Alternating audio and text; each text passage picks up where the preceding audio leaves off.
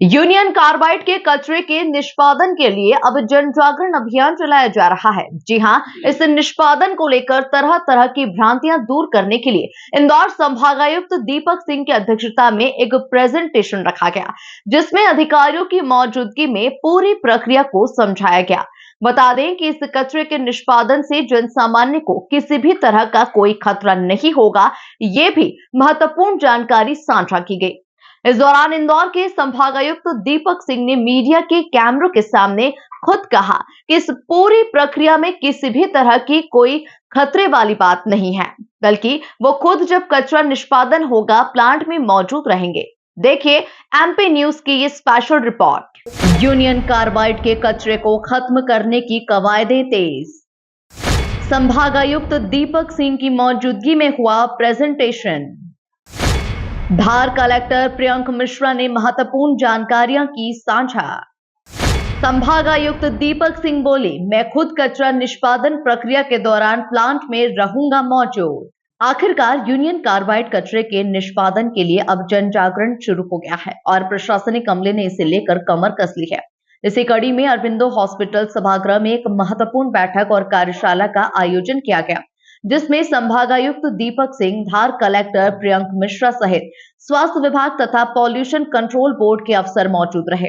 इस दौरान जनता को किसी भी तरह का खतरा नहीं होने की महत्वपूर्ण जानकारियां भी बताई गई।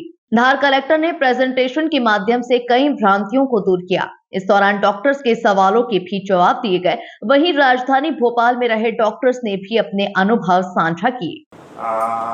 भोपाल आए कि बोला हम तो 4 पेशेंट को बाउट टू बाउट रेस्पिरेशन दे चुके हैं, अब क्या करना। फिर मैसेज आया कि बोला बिल्कुल नहीं देना। मैंने कहा ये तो हो चुका है। तो मैं वहाँ गया तो फॉरेंसिक विभाग में हिरेस्टेड थे।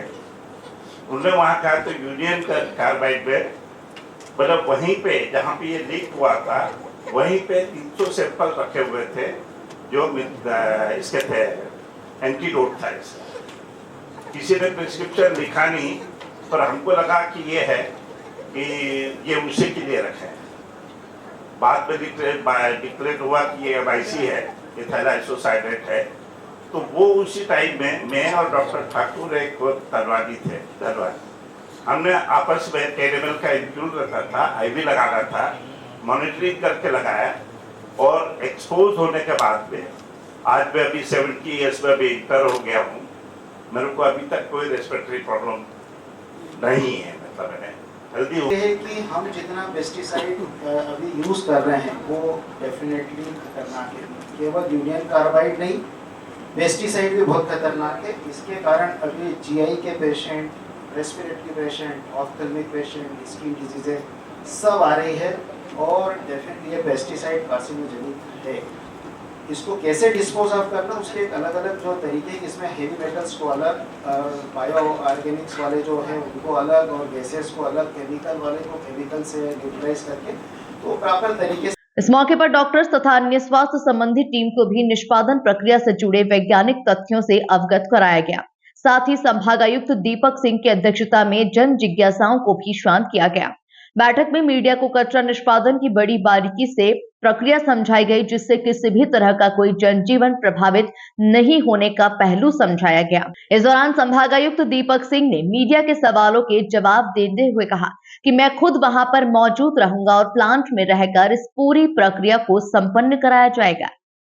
बिल्कुल, मैं तो पहले दिन से ये कह रहा हूँ कि ऑनरेबल हाई कोर्ट का जो ऑर्डर है, शासन का जो निर्णय है और पीथमपुर का जो प्लांट है, उस पूरे प्रक्रिया के सुरक्षित होने का व्यक्तिगत तौर पे मुझे पूरा विश्वास है।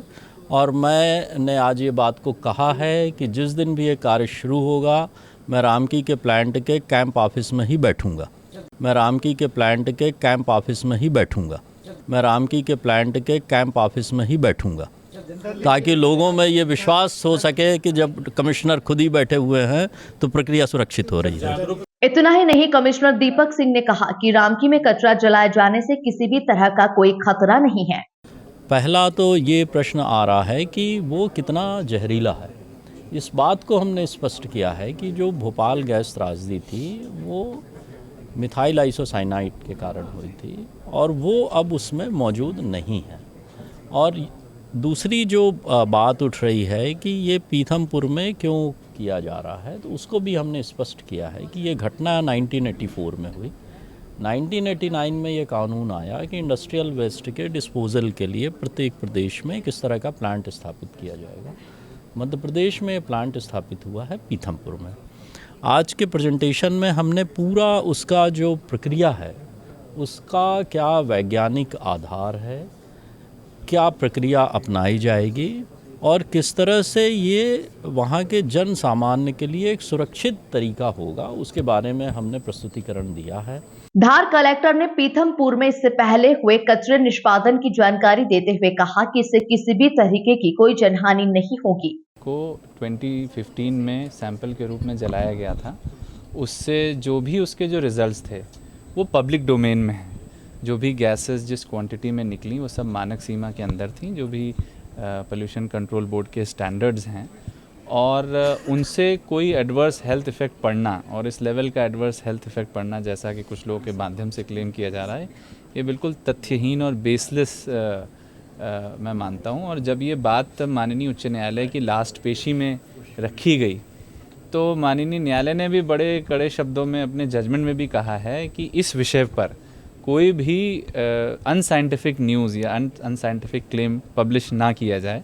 और मैं समझता हूँ कि इसमें हमारी नैतिक जिम्मेदारी है। जो आज हमारी वर्कशॉप थी वो हमारी मेडिकल कम्युनिटी के साथ थी। हमारी फंडामेंटल ड्यूटी है to promote scientific temper, Bharat के संविधान में लिखा हुआ है। और ये ज़रूरी है कि इस प्रकार की जब गलत जानकारियाँ आएँ तो जो लोग प्रक्रिया को समझते हैं, इस प्रोफेशन केमिस्ट्री को समझते हैं, मेडिसिन को समझते हैं, वो लोग आगे आएँ और उस तथ्यों को जानें। संभाग आयुक्त दीपक सिंह ने तमाम गलतफहमी को दूर करते हुए सिलसिलेवार ढंग से डॉक्टर्स तथा मीडिया कर्मियों को जवाब दिए तथा बड़ी ही सूझबूझ के साथ इस जन संवाद कार्यशाला में जिज्ञासाओं को दूर करने का एक बेहतरीन मंच बना दिया। Bureau report, MP news, Indore.